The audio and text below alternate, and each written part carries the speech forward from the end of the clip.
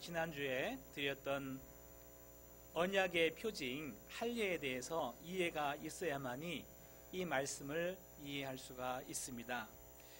지난주 오후 시간에는 그 체육대가 있어서 우리 전교인들이 함께 체육대회를 아주 즐겁게 보내는 모습을 보고 너무 감사했습니다. 근데 체육대회를 준비하느라고 오전 예배 참석 못한 분들이 있어요.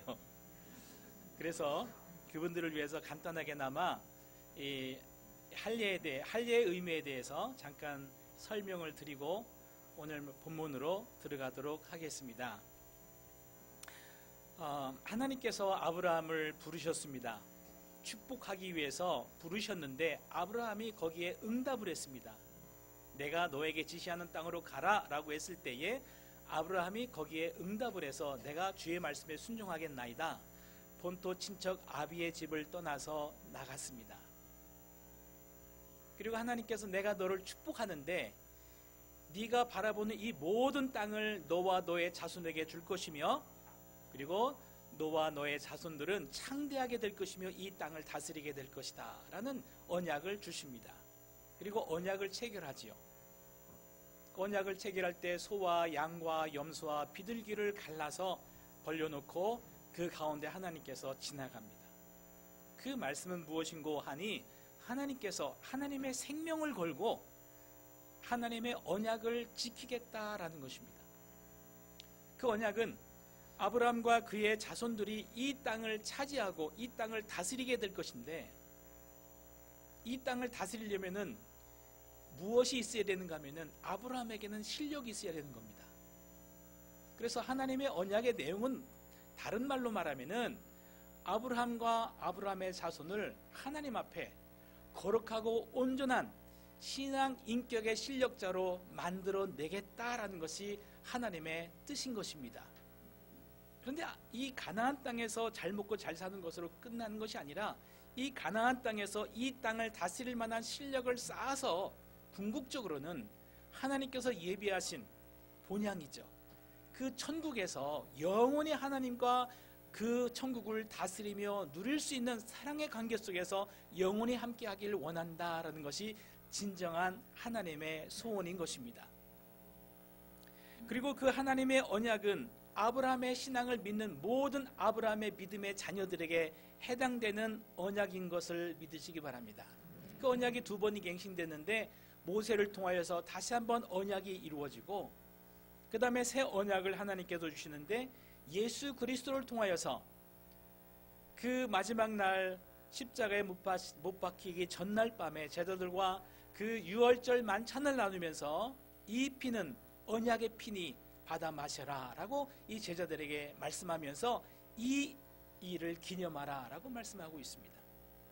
그래서 우리가 성찬식을 통하여서 그 성찬식의 포도주를 마실 때에 우리가 하나님과 나는 언약의 관계다라는 것을 믿는 마음으로 이 잔을 마시는 것입니다.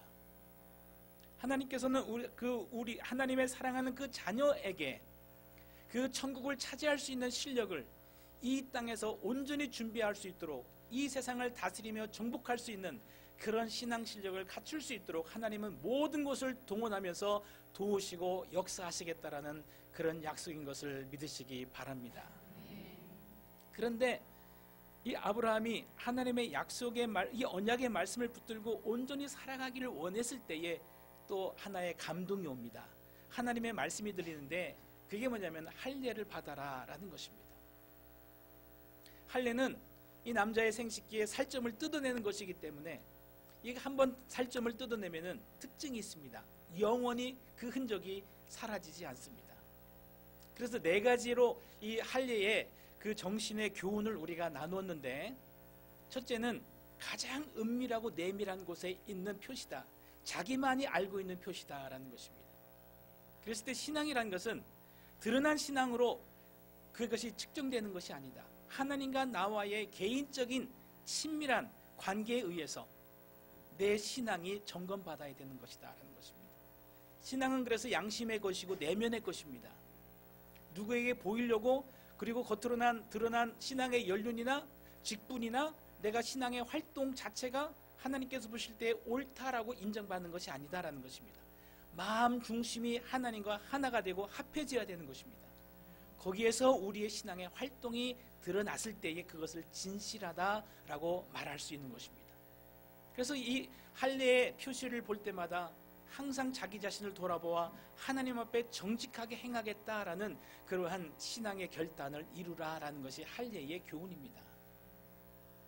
두 번째는 이 할례는 영원히 없어지지 않습니다. 일평생을 통해서 나는 언약 백성으로서 살아가겠다라는 그런 의미입니다.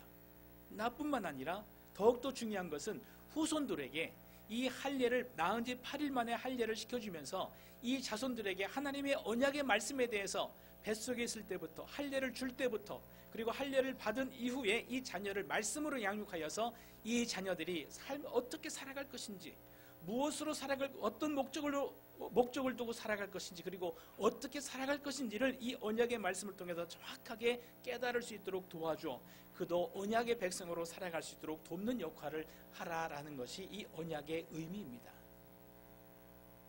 그 다음에 세 번째는 이 언약의 표시는 언제 어디서나 어떤 상황 속에서도 없어지지 않는 것이 이 언약의 표시입니다. 그러므로 사람이 볼 때나 보지 않을 때나, 내가 너무 바쁠 때나, 내가 한가할 때나, 그리고 어려움이 있을 때나, 내가 부유할 때나, 내가 연약할 때나 언제든지 흔들리지 말고 이 언약 백성답게 말씀을 붙들고 올곧게 살아가라는 그러한 표시로서 이 언약의 표시를 준 줄로 믿습니다. 이 언약을 받은 다음에 역사가 일어난 겁니다. 아니, 다시 할례를 받은 다음에 이 아브라함의 삶에 변화가 일어났다라고 볼 수가 있습니다. 그것을 단지 할례 자체는 능력이 없고 권세가 없습니다. 할례가 받았다라는 것 자체로 사람이 변화되는 것은 아닙니다. 그것을 내 것으로 받아들이느냐, 그래서 그 할례를 우리에게 하나님께서 허락하신 그 마음을 받아서 그 할례의 정신을 내 것으로 중심에 삼아서 내가 그렇게 살아가느냐, 살아가고자 하는 자에게, 순종하는 자에게는 그 효력이 있는 것입니다. 마찬가지로 예수 그리스도를 통하여서 우리에게 죄사함의 은총을 주시고 하나님의 자녀가 되는 권세를 주셨고 성령을 통하여서 우리의 삶을 인도하시고 역사하실 때에 십자가의 은총을 내 것으로 받아들인 사람은 십자가의 능력 안에서 살 수 있음을 믿습니다. 지금은 우리가 할례를 행하지 않지만 그 정신만큼은 우리가 배워야 되겠다라는 것입니다.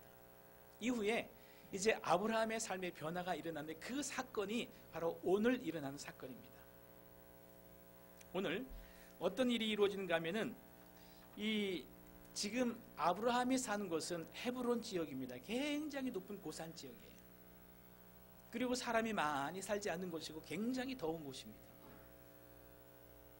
그러다 보니까 낮에는 사람들이 그렇게 다니기가 어려운 길입니다. 그런데 어느 날 갑자기 나그네가 3명이 다가왔습니다.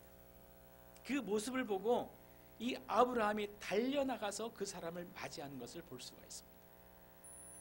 자, 그러면은 이 나그네는 광야의 먼 길, 이 뜨거운 이 길을 걸어서 이 아브라함에게 왔을 때는 지쳐 있다라는 것입니다. 남루하다라는 것이죠.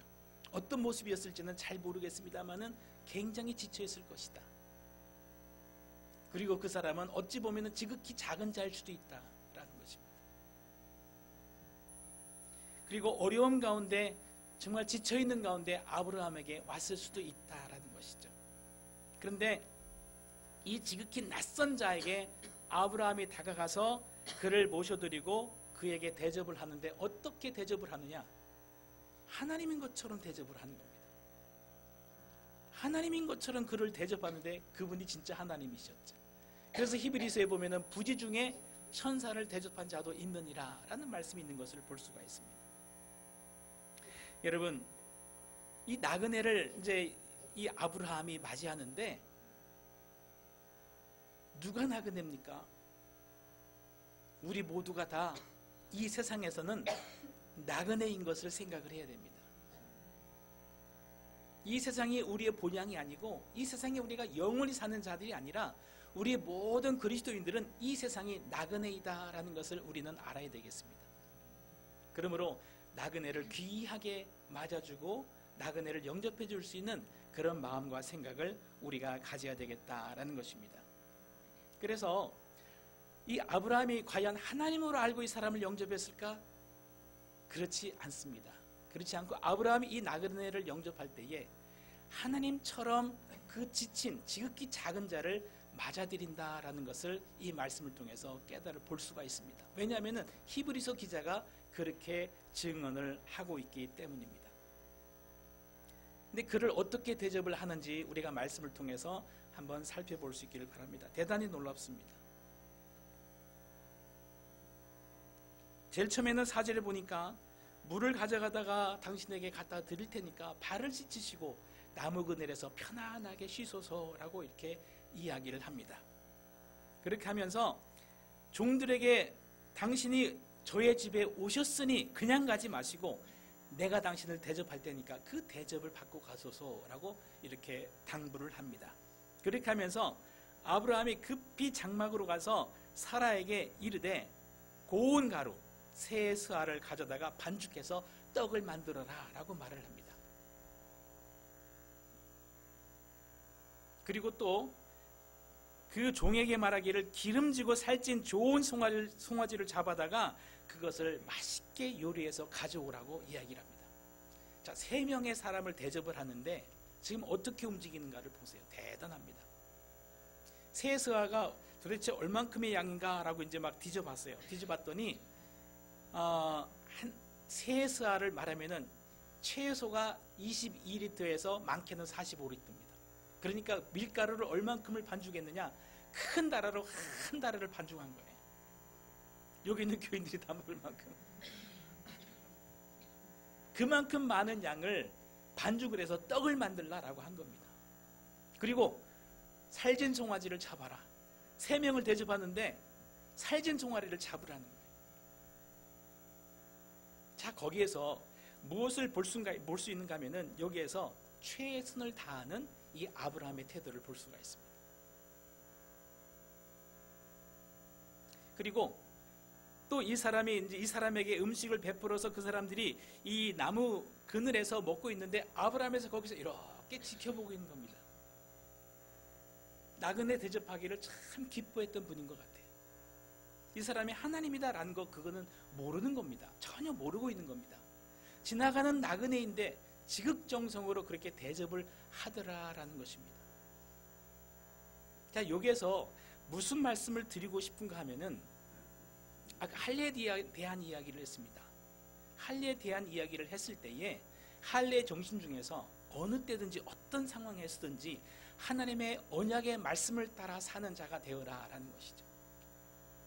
그랬을 때 그 말은 지극히 작은 일을 행할지라도 남들이 보지 않는 부지 중에 행할지라도 언약 정신을 따라서 하나님의 말씀의 그 언약을 따라서 최선을 다해서 사랑으로 진실함으로 그 다음에 정직함으로 최선을 다해서 사람과의 관계를 맺어가는 이 모습을 통해서 아브라함의 신앙을 볼 수 있다라는 것입니다. 아브라함이 나중에는 모리아산까지 올라갑니다. 모리아산은 굉장히 높은 산이고 거기는 신앙적으로 굉장히 높은 산입니다. 근데 그 모리아산까지 아브라함이 어떻게 올라갔느냐? 전에 말씀드렸죠. 어떻게 올라갔죠? 한 걸음씩입니다. 한 걸음씩 한 걸음씩 올라가는 겁니다. 여러분, 신앙의 위대성을 어디에서 발견할 수가 있습니까?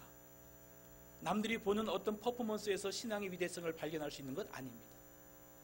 설교 잘한다고 신앙의 위대성이 나타나는, 신앙의 그 능력이 나타나는 것이 아닙니다. 신앙의 능력은 어디에서 발견할 수가 있는가? 사람들이 보지 않는 지극히 평범한 일 속에서 그가 어떤 마음과 어떤 자세로 지극히 작은 사람 한 사람을 만나고 그 사람과 대화하고 그 사람을 대하는가? 거기에서 그 사람의 인격이 나타나는 것이죠. 신앙의 문제는 인격의 문제입니다.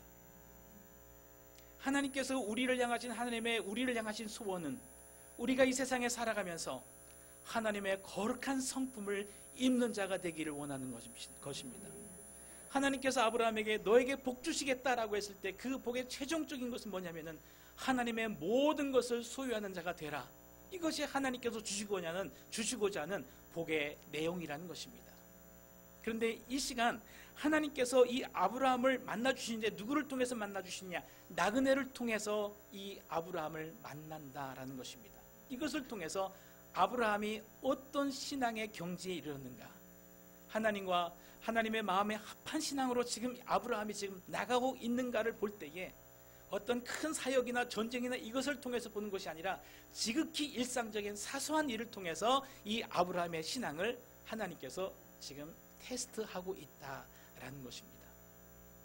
그랬을 때 고운 가루라는 것은 아브라함이 지금까지 자신의 모든 자아를 내려놓고 자신의 모든 세상 목적을 다 내려놓고 그 굵어진 자기의 생각들을 다 빻아서 가장 고운 가루로 만든 이 가루를 내어놓는 것은 아브라함의 신앙의 모습이라고 보입니다.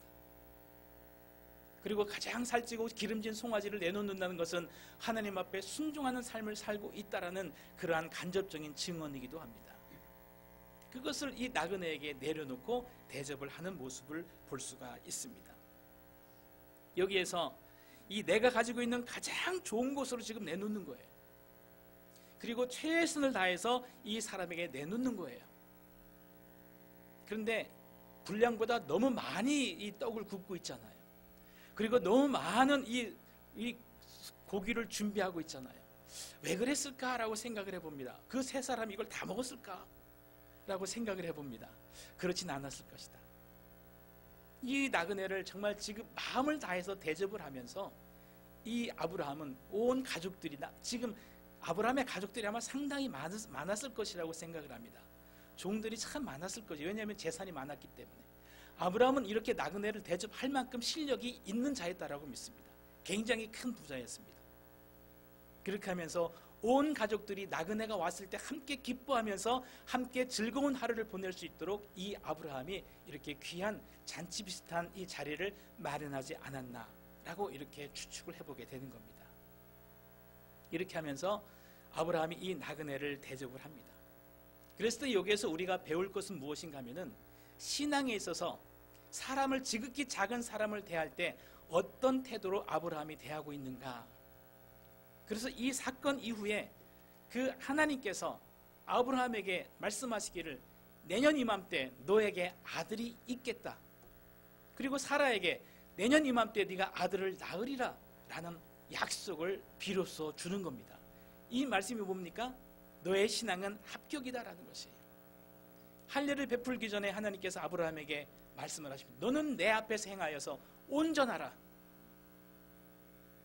그랬을 때 하나님께서 이 아브라함의 이 나그네를 영접하는 이 모습을 보면서 너의 신앙은 합격이다라는 것입니다. 사라의 신앙은 한 점에 5점 있지만 합격이다라는 것입니다. 내년 이맘때 너에게 아들이 있을 것이다 라는 이런 약속을 하면서 이 나그네 하나님께서 지나가는 모습을 볼 수가 있습니다. 여기서 우리가 오늘 말씀을 통해서 배워야 될 것은 다른 것이 아닙니다. 진실함입니다. 지극히 작은 사람을 대하는 진실함, 그리고 최선을 다함, 이것을 우리가 오늘 묵상하면서 집으로 가져갈 수 있기를 바랍니다.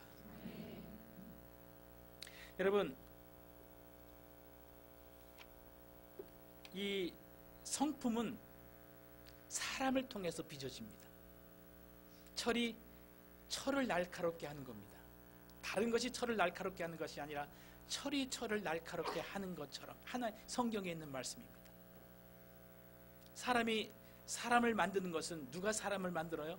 사람이 사람을 만든다. 그래서 하나님께서는 우리에게 여러 사람을 만나게 하십니다. 나를 가르칠 스승도 만나게 해주시고 부모님도 만나게 하시고 나를 사랑하는 사람들도 많이 만나게 하시지만 나에게 거친 사람도 만나게 하시고 원수 같은 사람도 만나게 하시고 내가 힘들게 느끼는 사람도 만나게 하시고 나와 다른 사람도 만나게 하시면서 거기에서 부딪히면서 나를 빚어가시고 만들기를 원하시는 것이 하나님의 뜻인 것입니다. 그러므로 우리는 어떤 사람을 만났는지 사람을 볼 때에 마음문을 열고 하나님께서 나에게 보내주신 사람이다, 나에게 필요해서 보내주신 사람이다 라는 그런 태도를 가지고 눈을 열고 사람을 만날 수 있기를 바랍니다. 사울이란 사람이 어떻게 바울이 되었는가, 우리가 사도행전을 통해서 배우면서 바울이란 사람은 아나니아란 사람이 없으면 그는 눈을 뜰 수가 없었습니다. 아나니아란 사람이 사울에게 안수를 해주면서 하나님의 비전을 그에게 심어주는 거예요. 하나님이 너를 이방을 위한 그릇으로 쓰기를 원하신다 라는 그러한 비전을 주면서 아브라함에게 기도를 합니다. 다른 사람들은 다 무서워서, 이 사울이라는 사람이 너무나 미워서 그 사람의 만나기조차 싫어하는데, 하나님의 비전을 품은 이 아나니아라는 사람이 사울에게 가서 그에게 하나님의 비전을 심어주면서 기도할 때에 그의 눈에서 비늘 같은 것이 떨어지면서 새로운 세계를 발견하는 그러한 모습을 사도행전을 통해서 볼 수 있습니다. 뿐만 아니라 이 예루살렘에 3년 동안 아라비아 사막을 거쳐서 예루살렘에 갔을 때에 거기에서 사도들이 이 사울이라는 사람을 만나려고 하지 않습니다.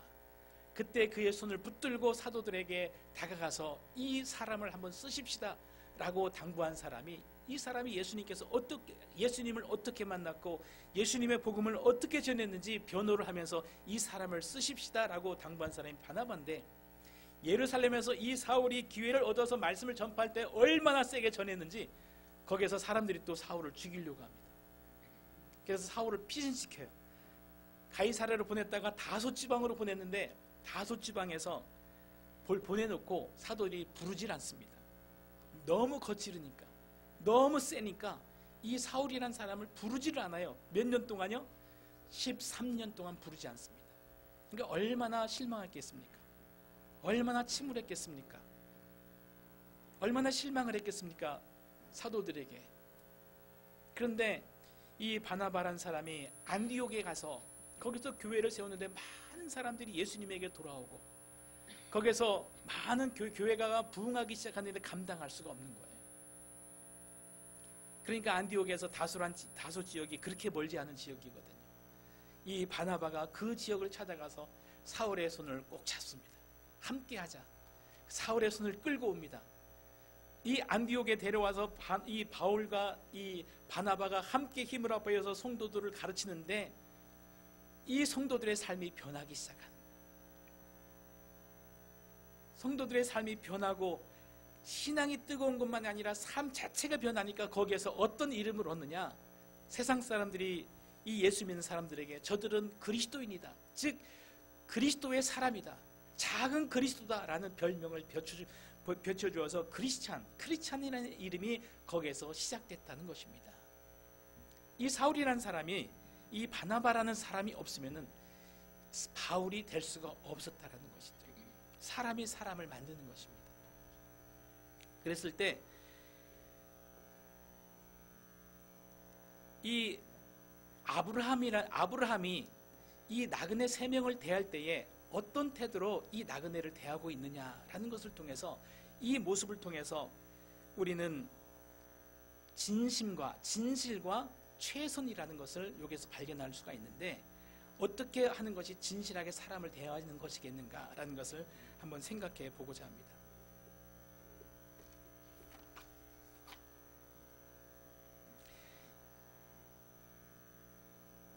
이 바울이 고린도전서 13장을 통해서 사랑에 대해서 이야기를 하고 있습니다.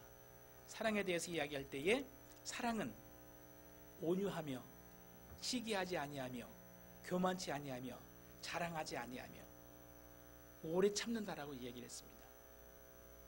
그런데 우리가 사람을 만나보지만 이 교회에서 특별히 우리 속회를 통해서나 우리 주일학교를 통해서나 이 모임을 통해서 이 우리가 한 사람을 대할 때, 지극히 작은 한 사람을 대할 때에 우리가 마음을 열 필요가 있겠다라는 것입니다.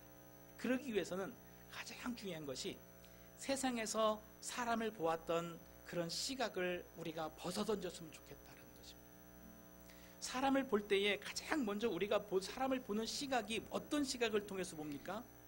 우리가 그 얘기를 자꾸 이제 나눌 수밖에 없는 것은 뭐냐면은, 사람을 볼 때에 우리는 사람을 비교를 하게 됩니다. 사람을 어차피 평가할 수밖에 없어요. 저 사람이 누굴까? 라는 것을 저 사람을 알기 원하는데 무엇을 통해서 아느냐? 저 사람이 과거에 어떤 학교를 나왔대. 저 사람이 지금 어떤 일을 했대. 저 사람이 지금 부자야. 저 사람이 지금 어떤 장애를 가지고 있어. 저 사람이 지금 어떤 상태에 있어. 가진 것을 가지고, 과거를 가지고 사람을 판단하고 비교하게 되어 있습니다. 이것은 세상 사람들이 가지고 있는 어쩔 수 없이 사람을 보는 시각입니다. 누구나 다 그렇게 봅니다. 그런데 사람이 서로 비교하고 평가하고 서로 이렇게 경쟁하다 보니까 거기에서 교만하게 됩니다. 자기를 자랑하게 됩니다. 또는 열등감을 갖게 됩니다. 그리고 거기에서 또 우울증도 심하게 되면 또 우울증도 갖게 됩니다. 그렇게 하면서 서로를 방어하게 됩니다. 때로는 서로를 공격하게 됩니다. 왜? 서로 비교하기 때문에 그렇습니다. 사랑과의 관계는 참 미묘합니다. 그래서 항상 이렇게 갑옷을 가지고 있고 방패를 가지고 있고 자기를 방어하고 있으며 때로는 공격할 준비를 하고 있는 것이 사랑과의 관계 속에서 일어나는 그러한 일들이다라는 것입니다. 그것을 벗어던질 수가 있겠느냐라는 것이죠. 그것을 벗어던지고 사랑과 하나님, 너도 하나님의 자죠, 나도 하나님의 자녀, 나도 그리스도 안에서 구원을 받아야 될 그런 사람, 당신도 그리스도 안에서 구원을 받아야 될 사람, 서로가 도울 수 있는 그런 관계를 가졌으면 좋겠다라는 것입니다. 그러기 위해서는 세상에서 사람을 보는 시각을 우리가 이제는 버리자라는 것이에요. 어떻게 버릴 수가 있느냐? 예수 그리스도 안에서 내가 새로운 피조물이 되었다라는 것입니다.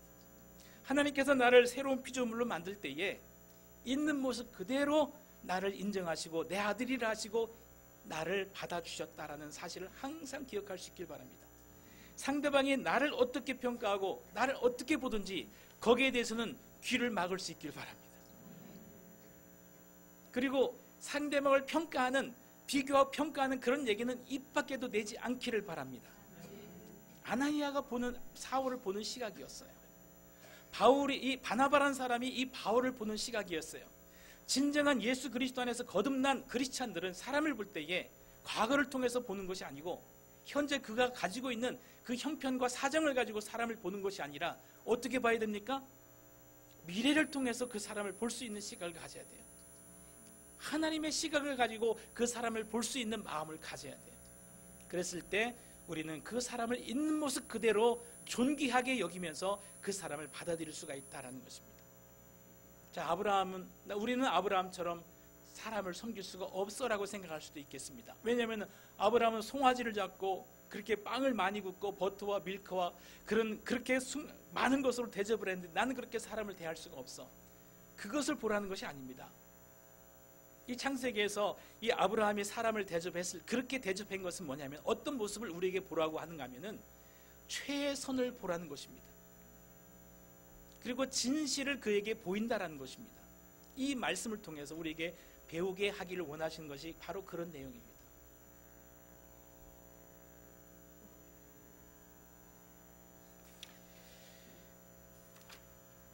그래서 그러기 위해서는 우리가 온유한 마음을 가져야 됩니다.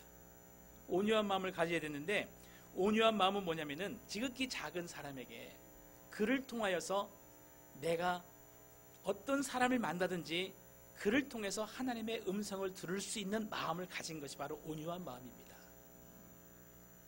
아무리 연약한 자라 할지라도 내가 그를 대하는 태도를 통해 나를 봐야 돼요. 사람과의 관계를 가질 때에 그 사람을 대하는 나의 태도가 어떤가, 나의 모습을 보고 나를 고칠 수 있는 그런 자세를 우리가 가져야 되겠다라는 것입니다. 온유한 마음을 가져야 된다라는 것입니다. 그래서 저 사람을 통해서 하나님께서 나에게 보내주신 것은 저 사람을 통해서 나를 빚으시기 위해서, 나를 사람 만들기 위해서 하나님께서 나를 보내셨다라는 마음을 가지고 한 사람 한 사람을 만날 수 있기를 예수님의 이름으로 축원합니다. 그랬을 때 하나님께서 우리의 만남을 축복하시리라 믿습니다. 저는 우리 속회가, 그리고 우리 성도들의 그 작은 모임 공동체가 이제 하나님께서 이런 공동체를 주셨는데 그러한 가운데서 정말 사람과의 관계 속에서 진실함으로 사람을 만날 수 있는 그런 공동체를 이룰 수 있기를 간절히 축복합니다. 그러면서 속회를 통해서 사람들이 왔을 때에 마음을 열을 수 있는, 나도 상처 입은 사람이고 나도 부족한 사람에도 불구하고 하나님의 은혜로 변화되기를 원하고 있습니다 라는 그런 태도로 사람을 만날 수 있는, 그래서 어떤 사람이든지 속회에 와서 마음을 열 수 있도록 그렇게 도와주는 그런 속회를 이룰 수 있기를 예수님의 이름으로 축원합니다. 이제 마지막으로는 이 아브라함에게 이런 말씀을 합니다. 네 아내가 어디 있느냐? 내년 이맘때 내가 반드시 내게로 돌아오리니 내 아내 사라에게 아들이 있으리라 약속의 말씀을 하십니다. 그때 이제 사라의 나이가 아마 89세, 그 다음에 아브라함의 나이가 99세. 그래서 여기에서 생리가 끊어졌다라고 이렇게 말하고 있습니다. 12절에 보면은 사라가 속으로 웃고 이르되 내가 노쇠하였고 내 주인도 늙었으니 내게 무슨 즐거움이 있으리요 라고 말합니다. 그러면서 속으로 웃었다라고 말하고 있어요. 그때 이것을 보고서 사라가 왜 웃으며 이르기를 내가 늙었거늘 어떻게 아들을 낳으리요 하느냐라고 이렇게 책망을 합니다. 그러니까 이 사라가 두려워서 부인하여 이르되 내가 웃지 아니하였나이다 이르시되 아니라 내가 웃었느니라 라고 말씀하고 있습니다. 이 말씀을 통해서 하나님께서는 사람을 책망하고 사람을 저주하기 위해서 만나주시는 것이 아니다라는 관점에서 성경을 볼 수 있길 바랍니다. 고치기 위해서입니다. 성경에 저주에 대한 말씀이 많이 나옵니다. 그렇지만 그것 모든 말씀이 그 영혼을 새롭게 하기 위해서, 고치기 위해서다라는 것입니다. 그럼 저주를 받는 것은 왜 저주를 받느냐? 하나님께서 저주해서 받는 것이 아니라 스스로가 저주를 받는 것입니다. 그런 관점에서 본다면은 사라에게 왜 웃느냐라고 이렇게 말을 하는 것은 뭐냐면은 마지막 남아있는 오점입니다.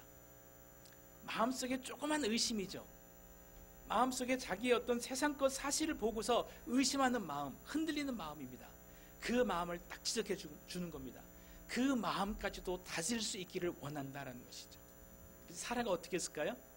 그것을 마음속에서 일어나는 의심과 동요까지도 다스려서 온전히 믿음으로 나갈 수 있는 사람이 되었음을 믿으시기 바랍니다. 이것을 위해서 하나님께서 만나 주셨고 지적해 주신다라는 것입니다. 그랬을 때 다음 장면이 나오는데 그 다음 장면이 갑자기 상황이 변합니다. 변하면서 소돔과 고모라 이야기가 나와요. 그러면서 하나님께서 이 소돔과 고모라를 심판하러 가신다라는 이런 이야기가 나옵니다. 갑자기 왜 이런 이야기가 나올까라는 것이죠.